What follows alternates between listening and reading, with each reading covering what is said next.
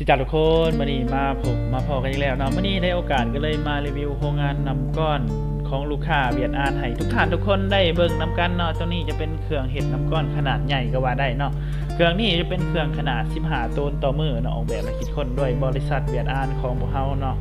นอกจากเครื่องขนาดใหญ่แล้วเนาะทางบริษัทเฮานะมีแต่เครื่องขนาด1ตนขึ้นไปจนฮอด30ตนต่อมื้อเนาะสามารถตอบสนองให้ลูกค้าได้ทุกท่านทุกคนเนาะ ถ้าว่าท่านได้เนาะอยากได้เครื่องแบบใดบ่ว่าจะเป็นเครื่อง